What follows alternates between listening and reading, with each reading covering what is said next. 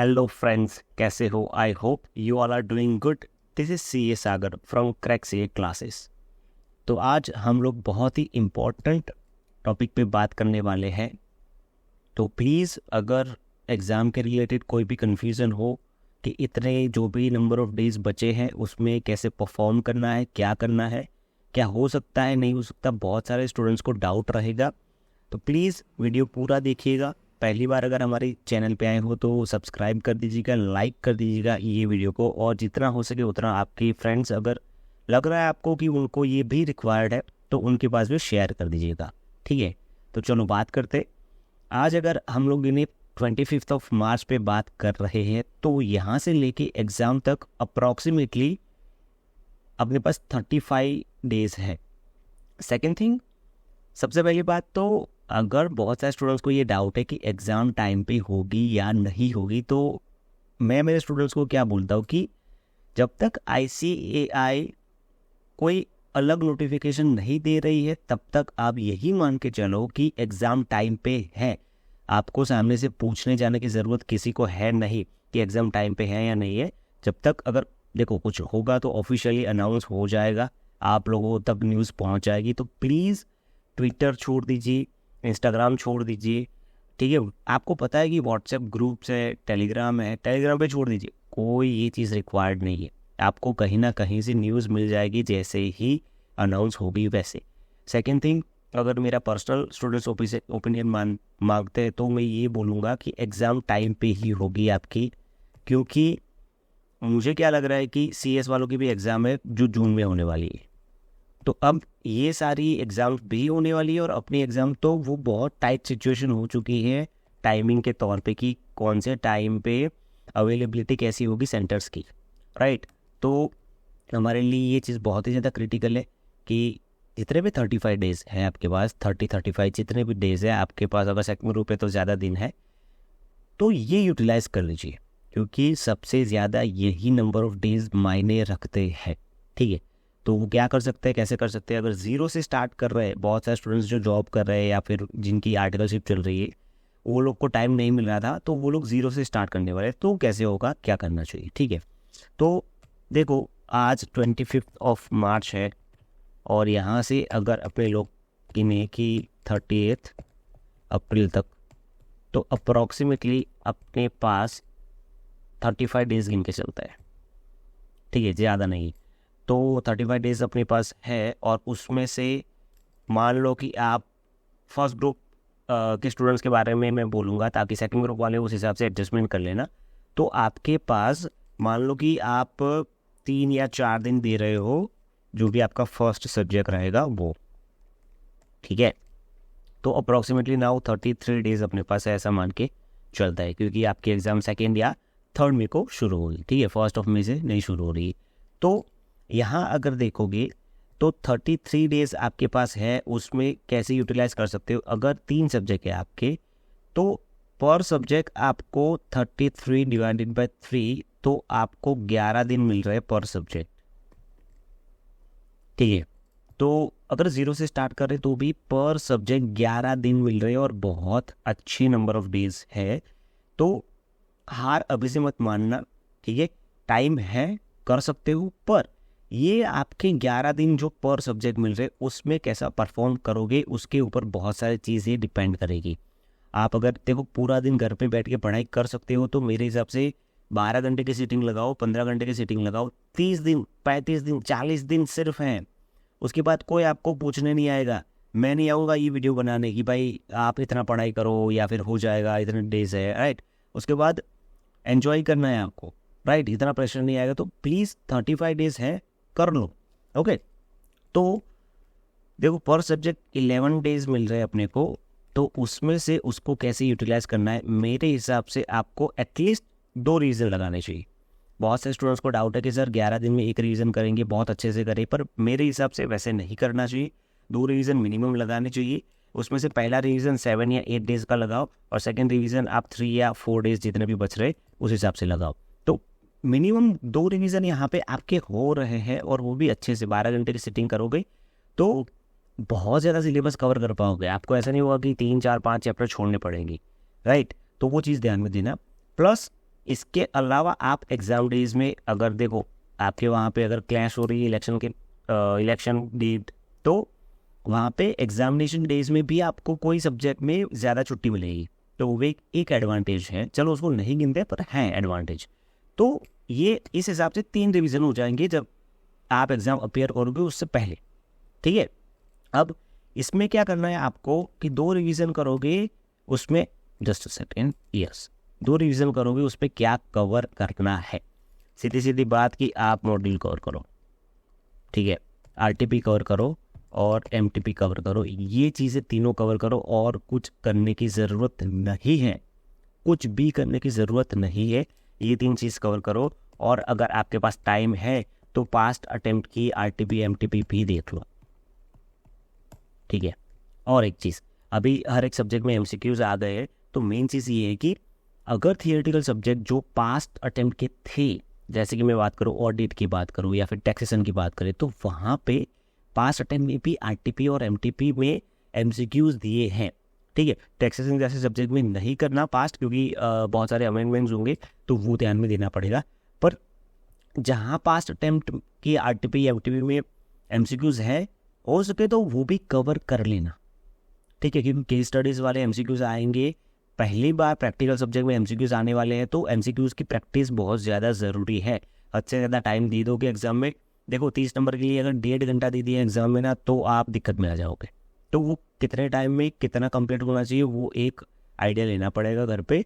Plus आप test लिखो, ठीक है, कहीं टेस्ट सीरीज ज्वाइन कर लो, हमारी करो, कहीं और करो, कोई दिक्कत नहीं है। अगर नहीं कर पा रहे हो तो मॉक टेस्ट लिखो ICI की, ठीक है। सीरीज़ 1 ख़त्म हो चुकी है, सीरीज़ 2 शुरू होगी अप्रैल में, तो वो चीज़ लिखो, क्योंकि राइटिंग प्रैक्टिस बहुत ज़्यादा ज़रूरी है। आपको आइडिया ही नहीं है प्रैक्टिकल सब्जेक्ट में एमसीक्यूज किस तरीके से आएंगे और कैसे अटेंड करने हैं, कितना टाइम वो कंज्यूम करेंगी, राइट। तो प्रिपरेशन करनी पड़ेगी। अभी भी बोल रहा हूँ 30 दिन है, कर लो, जान लगा दो, ठीक है। फेस्टिवल्स आ रहे हैं, जो भी है सब कुछ साइड में रख लो। 30 डेज है सिर्फ और सिर्फ 30 डेज। ऐसा भी नहीं है कि 100 डेज तक आपको लगातार 12 घंटे करने, 30 दिन के लिए करना है, हो सकता है। हम लोगों ने भी हमारे टाइम पे 15-15 घंटे की सीटिंग लगाई हुई है और आज उसका रिजल्ट है मेरे पास। ये डिग्री आ गई तो बहुत सारी चीज़ें आसान हो चुकी है, ठीक है। तो बाकी जो भी वाहियात चीज़ें उनसे आप दूर रहिए। अभी बीइंग स्टूडेंट आपको वो सारी चीज़ों में पढ़ना ही नहीं है कि CA बन के क्या फ़ायदा है क्या नहीं है। डिग्री शुरू, देखो आपने शुरुआत किया है, उसको ख़त्म करो। डिग्री लेना था तो लेनी ही है, ठीक है, तो वो चीज़ करो, तो मॉक टेस्ट करो और ये चीज़ करो। सेकेंड थिंग, जब ये पढ़ाई कर रहे हो तो पैरेलली जो 1.5 डेज में आपको क्या करना है वो भी आप अपने हिसाब से बनाते जाओ, ठीक है। क्योंकि बहुत सारे स्टूडेंट्स को ये दिक्कत है कि 1.5 दिन में सिलेबस कंप्लीट होता ही नहीं है। तो ये 7 या 8 डेज में आप पहला रिवीजन करोगे, उसके बाद 3 या 4 डेज में सेकेंड रिवीजन करोगे, तो वहाँ पे आप क्या करो कि 1.5 दिन में क्या करूँगी या क्या करूँगा ना, वो यहाँ पे सॉर्ट करते हैं। पहली बार का सॉर्ट कर लिया, सेकेंड रिवीजन में वो सॉर्ट किया था उसको भी सॉर्ट करो। तो मैं हमेशा बोलता हूँ, मान लो अगर पेपर नंबर 1 देके आज घर आ गए 6 बजे, तो 6 बजे आपको बैठ के 1.5 दिन में क्या करूँगा या क्या करूँगी वो प्लानिंग नहीं करना है। वो प्लानिंग पहले से रेडी होना चाहिए, ठीक है। तो तब टाइम पास नहीं होना चाहिए। जैसे कि मैं हमेशा कहता हूँ, अगर कोई भी टॉपिक का, कोई भी प्रोविज़न का आपको लॉजिक क्लियर करना है तो घर पे बैठ के करो। एग्ज़ाम हॉल में 3 घंटे में कोई भी लॉजिक में जाना नहीं होता है, वहाँ पे सीधा सीधा वर्डिक्ट होता है कि ये चीज़ इस तरीके से होगी, ठीक है। तो ये ध्यान में देना बहुत बहुत बहुत ज़्यादा इंपॉर्टेंट है कि जब रीज़न कर रहे हो तभी वो चीज़ें सॉर्ट कर लो अपने हिसाब से। प्लस ध्यान देना कि 1, 2 या फ्यू चैप्टर्स छूट जाएंगे अगर ये रिवीजन करते हुए, तो कोई दिक्कत नहीं है, ठीक है। तो ये मत पकड़ के बैठना कि सारा सिलेबस कवर नहीं हुआ तो क्या, पास तो होंगे ही नहीं। पर बेटा ऐसा नहीं है, 120 नंबर का पेपर आएगा एक्स्ट्रा के साथ में, तो एक्स्ट्रास भी है और 1-2 चैप्टर्स छोड़ दोगे तो भी चलेगा, ठीक है। पास हो सकते हैं, बहुत सारे स्टूडेंट्स हुए, हम भी हुए थे, हमारे टाइम पे भी हम लोगों ने चैप्टर्स छोड़े हुए हैं।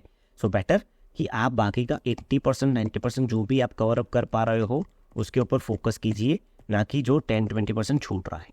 ना छूट क्या रहा है या फिर क्या छोड़ना है, तो वो भी डिसाइड करना है कैसे, अपने हिसाब से। आपको कैश मार्क्स चैप्टर हम लोग बोलते हैं, ठीक है। Cash marks chapters.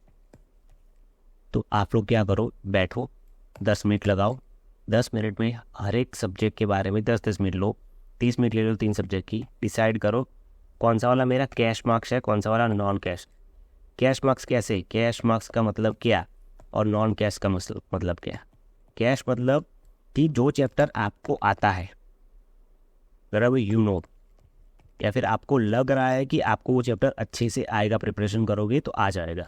Second condition ये है कि ICAI वो चैप्टर में से पूछता है, ठीक है, अल्टरनेट अटेम्प्ट में या हर अटेम्प्ट में। अगर ये दोनों कंडीशन पैरेलली सेटिस्फाइड हो रही है तो वो कैश हो जाएगा, अगर नहीं हो रही है तो वो हो जाएगा नॉन कैश। तो नॉन कैश में से 1-2 चैप्टर छूट जाएंगे तो उसकी कोई दिक्कत है ही नहीं। कैश वाले इतना अच्छा करो कि वहाँ से 1 नंबर नहीं जाना चाहिए, 1 नंबर नहीं जाना चाहिए।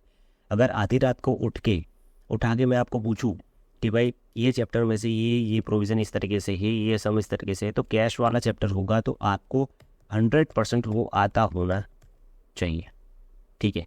इस तरीके से प्रिपेयर करो, सॉर्टेड प्रिपरेशन करो। अगर नहीं समझ में आ रहा है कि कैसे चैप्टर्स को बाइफरकेट करें या फिर ये नंबर ऑफ डेज है उसमें कैसे टैकल करें, आपने बोल दिया 7 डेज 8 डेज में, पर 7 डेज या 8 डेज में वो सब्जेक्ट को कैसे मैनेज करना, तो वो आप हमें नीचे कमेंट कीजिए या फिर हमारे वेबसाइट पे या बहुत हमारी एप्लीकेशन में नंबर्स है, मेल कीजिए, हमारा मेल ID भी है, इंस्टाग्राम, सोशल मीडिया।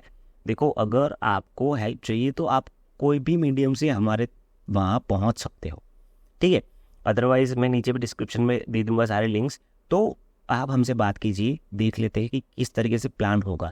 आर्टिकलशिप चल रही है तो कैसे मैनेज करना है, ऑफिस चल रही है तो कैसे मैनेज करना है, उसके अलावा 15 दिन कितनी छुट्टी मिल रही है वहाँ पे कैसे करना है, मान लो कि ऑफिस चल रही है पर सैटरडे संडे ऑफ है तो क्या करना है, सारे के सारे डाउट्स होंगे वो सारे सॉल्व कर देंगे, ठीक है। पर 30 डेज है, 30 जान लगा दो।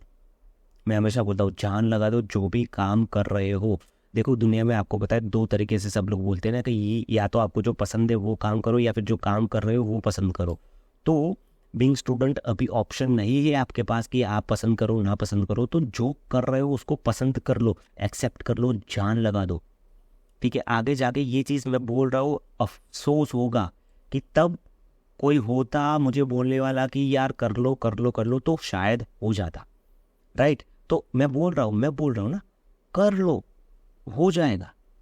तकलीफ होगी, देखो मैं मेरे स्टूडेंट्स को हमेशा बोलता हूँ कि अगर मान लो आपके पास 12 दिन है तो वो 12 दिन एक जैसे नहीं रहेंगे, उसमें से 4 दिन 4 दिन 4 दिन 4 दिन बहुत अच्छे रहेंगे, 4 दिन एकदम एवरेज रहेंगे और 4 दिन बहुत ज़्यादा वर्स्ट रहेंगे। तो ये देख के ये दोनों को जाने नहीं देना है, राइट। यहाँ भी काम करना है, यहाँ थोड़ा कम होगा पर यहाँ ज़्यादा होगा, तो ओवरऑल आप देखोगे तो परफॉर्मेंस होगा। और ये चीज़ ऐसा नहीं है कि आपके साथ अकेले के साथ हो रही है। आप समझो जो मई 2024 में जिसका रैंक आने वाला है ना, उसके साथ भी अभी यही चीज़ हो रही है, वो भी कंफ्यूज्ड है, वो भी डायलेमा में है, उसको भी प्रेशर आ रहा है कि एग्जाम टाइम पे होगी नहीं होगी, पोस्टपोन होगी तो इतना कवर करूँगा, एक रिवीजन बढ़ जाएगा, ब्ला ब्ला ब्ला, राइट। तो अभी कुछ डिसाइडेड नहीं है, पर वो लोग और आप लोग में डिफरेंस इतना रहेगा कि ये जो नंबर ऑफ डेज है वो अच्छे से इस्तेमाल करने पे फोकस करेंगे और आप लोग उल्टी सीधी चीज़ों में करो, ठीक है। हर 2 दिन हर दिन कोई ना कोई मुझे मैसेज करता है, कोई ना कोई हमको DM करता है कि सर क्या होगा, आपके तो कॉन्टैक्ट्स है, CCM में है, सेंट्रल या फिर ब्रांच में आप एक्टिव हो तो पूछो। अगर मेरे पास कोई इन्फॉर्मेशन है भी तो भी मैं नहीं बताऊंगा ना, क्यों, आप पढ़ लो, क्योंकि 35 डेज गिन के पढ़ोगे तो ज़्यादा पढ़ाई कर लोगे, उसके बाद अगर एडवांटेज मिल रहा है तो वो सिचुएशन में तब देखेंगे, राइट। अभी तो है नहीं ऑन हैंड क्या है कि 2nd and 3rd वहाँ से शुरू हो रही है, अगर फाइनल में हो तो 2nd of May से शुरू हो रही है एंड 3rd है इंटर में, तो आप वो पकड़ के चलो और ज़्यादा लोड ना लो, ठीक है। सेकेंड थिंग मुझे कवर करना था, बहुत सारे स्टूडेंट्स बोलते हैं कि सर पढ़ाई नहीं हो रही है, ठीक है, तो आप बोल रहे हो कि 12 घंटे तो कर लो पर कैसे करें, तो आप समझो कि 24 आवर्स है, 8 घंटे की नींद ले ली आपने, फिर 16 घंटे बचे, 8 घंटे की नींद ले ली फिर भी 16 घंटे बच रहे। इसमें अगर कुछ भी नहीं हो रहा है ना, तो भी आप एक चीज़ मैं बोल रहा हूँ वो फॉलो कर लो, आप 1 घंटा पढ़ाई करो, पढ़ाई, ठीक है, ठीक है, और 1 घंटा ब्रेक लो। देखो क्या करना है, 10 से 11 पढ़ाई कर ली, 11 से 12 ब्रेक ले लो, 12 से 1 पढ़ाई कर ली, 1 से 2 ब्रेक ले लो, वहाँ पे लंच कर लो, 2 से 3 पढ़ाई कर लो, 3 से 4 ब्रेक। तो आप समझो फिर भी आपका 8 से 9 घंटा हो जाएगा पढ़ाई दिन में, जबकि हर 1 घंटे के बाद 1 घंटे का ब्रेक लिया था। बहुत ज़्यादा ईजी है पढ़ाई करना, सीटिंग करना बहुत हार्ड नहीं है, सिर्फ डिसिप्लिन, देखो डिसिप्लिन है और कुछ नहीं है। अगर ये ब्रेक एक की जगह पर 1.5 या 2 घंटे का हुआ तब जाके दिक्कत है, पर वो नहीं होना चाहिए और नहीं होगा, क्योंकि एक टाइम के बाद आप ब्रेक से बोर हो जाओगे, उब जाओगे, तो ब्रेक कम करोगे और पढ़ाई ज़्यादा करोगे। ठीक है, तो 8-9 घंटे की पढ़ाई तो यूं ही हो जाएगी, दिक्कत ही नहीं है। शॉर्ट करो ना, प्री लंच पोस्ट लंच लगाओ। मान लो कि सुबह आप 8 बजे उठ रहे हो और 2 बजे लंच कर रहे हो, तो लंच से पहले का टाइम, लंच के बाद का टाइम। लंच से पहले कितने घंटे करेंगे, बोले कि 3 घंटे। लंच के बाद कितने करेंगे, बोले कि वहाँ पे अपने लोग 5 घंटे करेंगे, तो भी 8 घंटे हो गए। शॉर्ट करो, जितना शॉर्टिंग करोगे उतना परफॉर्मेंस ज़्यादा आएगा। ठीक है, तो यही चीज़ है, छोटी छोटी बात है पर बहुत ज़्यादा इंपॉर्टेंट है। अगर नहीं समझ में आ रही कुछ भी चीज़ है तो हमसे कांटेक्ट कीजिएगा, हम लोग प्रोवाइड कर देंगे। तो अभी इतना रखते हैं। नेक्स्ट वीडियो में मैं वो चीज़ लेके आने, बहुत ज़्यादा इंपॉर्टेंट वीडियो बनाने वाला हूँ कि एग्जामिनेशन में 1.5 डेज़ में क्या करना है, और 15 मिनट जो रीडिंग की मिलती है उसमें क्या करना है, और जो 3 घंटे एग्जाम के मिलते हैं उसमें कैसे परफॉर्म करना है, ताकि मैक्सिमम कवरेज कर पाए और बहुत ज़्यादा प्रोबेबिलिटी पास होने की बढ़ा पाए। तो सब्सक्राइब कर लेना। अगेन अगर पहली बार आए हो तो अच्छी अच्छी वीडियोस हम लोग बना के देंगे। अगर आपकी कोई रिक्वायरमेंट है तो वो भी बता देना, उसके ऊपर भी वी विल ट्राई कि कोई वीडियोस बना दे। All the very best for your examination. अच्छे से पढ़ लेना, जान लगा देना, सारा डिस्ट्रैक्शन अभी नलीफाई कर दो, ठीक है। और बाकी कुछ हो तो हमें बताना। Okay, yes, thank you.